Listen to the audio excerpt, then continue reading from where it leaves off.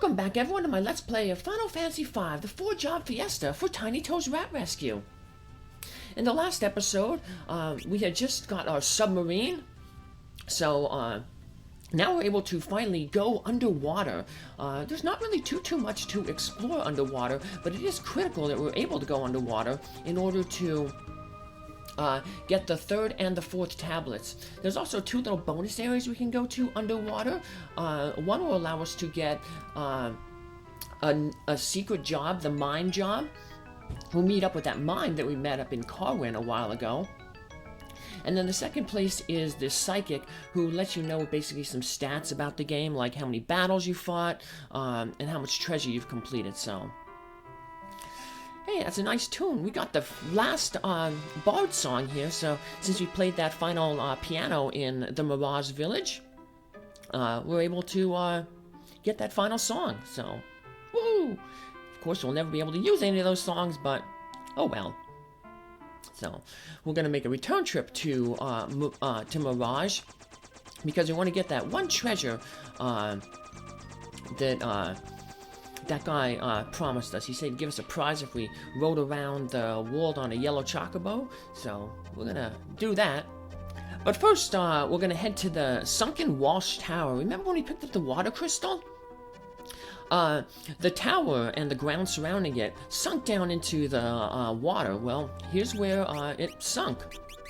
So we want to get that one crystal shard that was out of reach when the crystal shattered. So yeah, now we can finally get it. So it gives you the mine job. We were told about the mine job. It can be one of the more powerful jobs once you master a bunch of jobs, because it gets inherits those innate abilities that you mastered. So stuff like, you know, equip axes, thief agility, sprint, etc. So speaking of thief abilities, we want to have at least one party member with the flee ability so that we can run away from battles. As you can see, we only have 7 minutes. I don't know how TnyToe and his friends can hold their breath that long. I mean, I know people can hold their breath for, like, absurd amount of time, but usually when they're doing that, like, I know David Blaine did that one show where he, stunt where he held his breath for, like, 17 minutes or something like that. But, you know, when that's happening, they're usually, you know, just sitting underwater doing nothing. Right now, our characters are, you know, running around, they're sprinting, they're fighting, so their body's obviously losing, you know, a bunch of oxygen. And Spartacus he's doing a little growl there, so maybe he's mad because we had to knock out Lenna. So, yeah, we don't want Lenna, or anyone who's a Berserker, in the battle that we're gonna fight, because there's a special way to defeat the boss in this area. So if you try to do it the normal way, by basically draining all his hit points, well, it's going to be really tough. But so here we are. I'm going to give Krile her thief glove, because they can potentially steal another gold pin off of the boss here. So let's try it. So here we go. It has taken the first 2 acts, but now the crystal shard is within my grasp. If we say yes, that we're going to leave, we can just leave. But if we say no, then we get this thing saying, let the curtain rise, and we get to fight the famed Mimic Gogo. My name is Gogo, Mimic Extraordinaire. The basis, no, the very soul of mimicry is the ability to aptly imitate anything, no matter the situation. Thusly, I will imitate your every move. When you attack, I will attack. When you cast a spell, I'll cast a spell. Could you imitate me, you'd be certain to win. More likely, it'll be curtains for you. So I'm just going to fast forward here.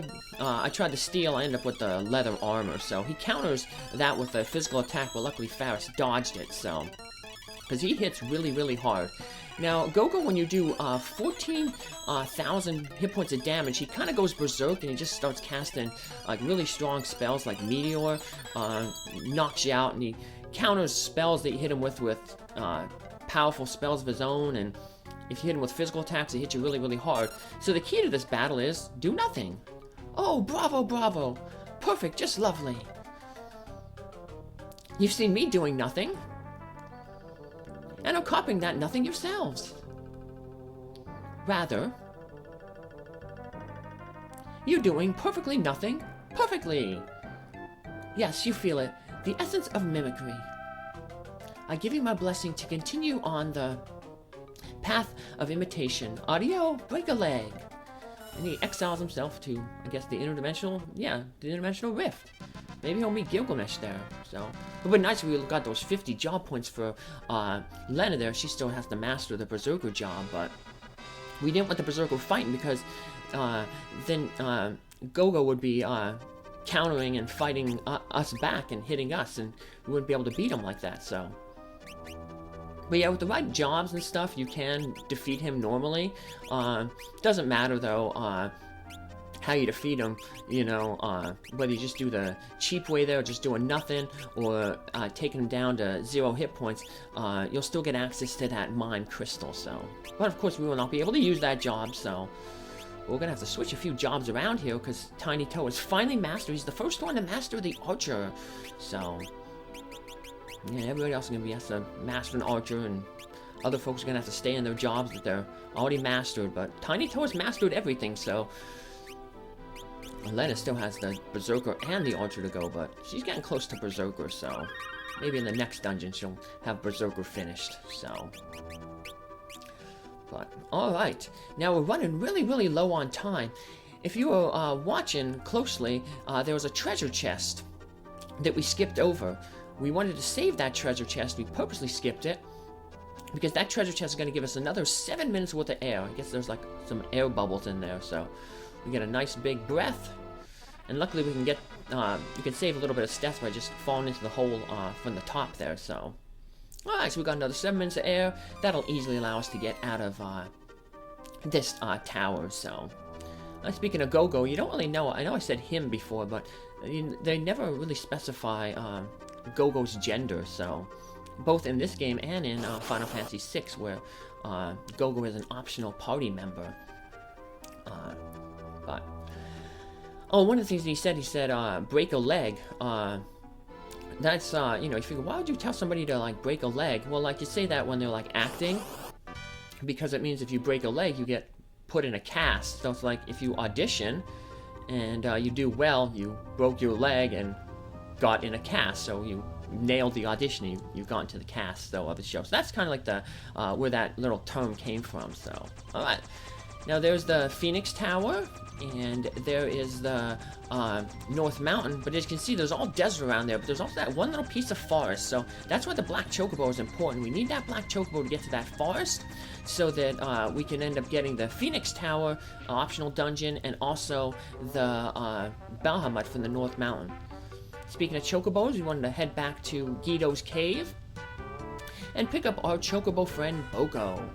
Remember that guy in the Mirage Village said that, you know, hey, if you can ride a Chocobo around the world, a yellow Chocobo around the world, I'll give you an item. So we're going to do that. So, can't believe the world is so small. We can run around the whole entire world with, and you might think, well, this is just a piece of the world. Well, you know, if you remember, if you go left or right or up and down, you do wrap around the entire world. So, yeah, this is just like a little meteorite size, basically. I don't even know how this world, I don't even think this world would probably be big enough to have its own gravity in reality. But, remember, it's fantasy, so it's okay. We can get away with it.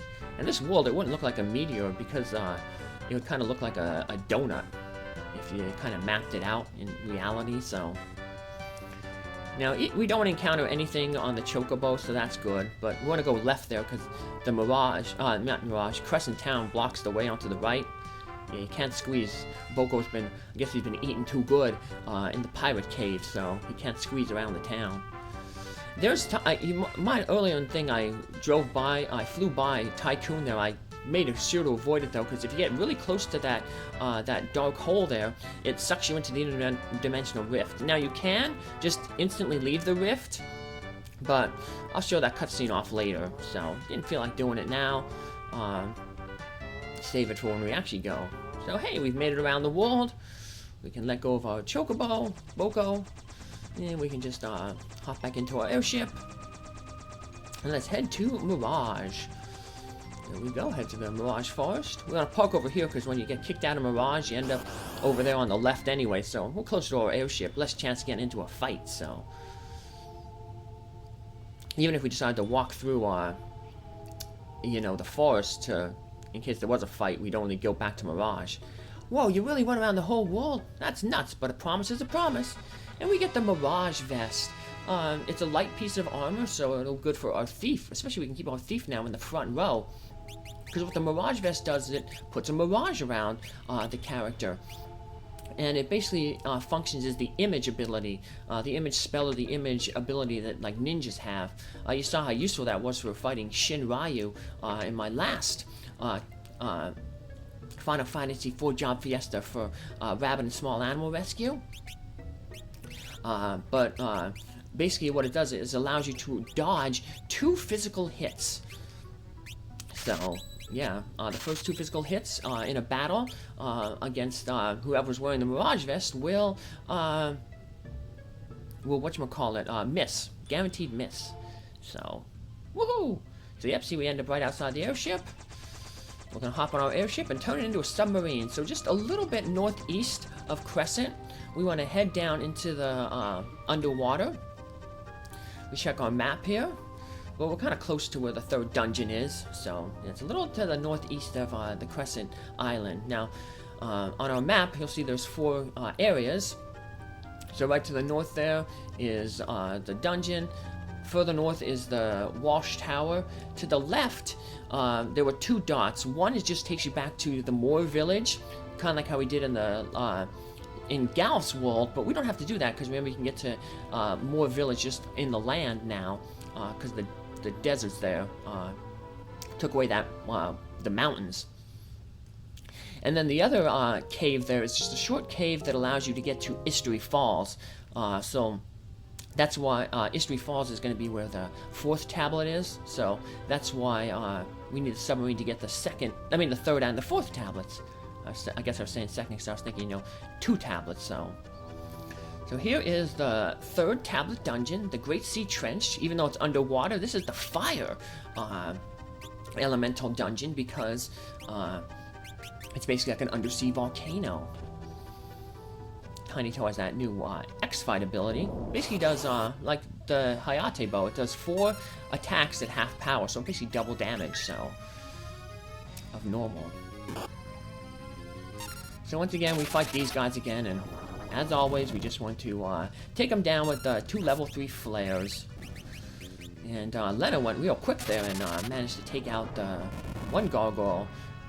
But as long as we take out the other gargoyle before he gets his next turn, he won't be able to revive his buddy. So if he would have taken a turn before we fought him, hit him with a 2nd level 3 flare, he would have just revived the other one. And we cast level 3 flare, would take out that gargoyle, but it wouldn't take out the newly revived one because he's revived at full hit points. So alright, now the first few rooms in here, they're just rock. But you see the lava in the background there? As we get deeper into here, it's going to be a big volcano. And all the floor tiles are going to be that lava. Remember, every time you step on lava, you lose 50 hit points. So all the enemies in this dungeon are unknowns. There's 5 of them, but 2 of them look exactly alike. But the only difference is the spells they cast and their steel. So the first unknown there is the snake unknown. Now the blob unknown there, he's really annoying because when you defeat him, he has a chance to cast a spell, like an exile spell, Possess. And basically what that does is it takes you away from the battle. So yeah, TnyToe won't get any experience or job points, but that's okay. Experience, not too much experience these guys give. And TnyToe has mastered every single job, so he don't need any more job points. Now, like I said, it would have been stinky if he would have done, say, like Lenna, because she needs to master 2 jobs yet, so. Like I said, we'd like to get her maybe to master the Berserker in this area. So that Phoenix Tower we saw earlier, that's a really good place to get job points. So because of certain enemy. But here's the new the other unknowns again, but the blob. So well, of course, like I said, we'll run into the other 2/3 types. Like I said. I know one looks like a skeleton, and the other one, what's it look like? It looks like a flower. So the flower is the one that has 2 different types. So, but luckily they put a save point right here at the beginning, so that's good. We're gonna make a quick save here, and then we'll head deeper into the dungeon in our next episode, looking for that 3rd tablet. Take care. Have a good day. Bye.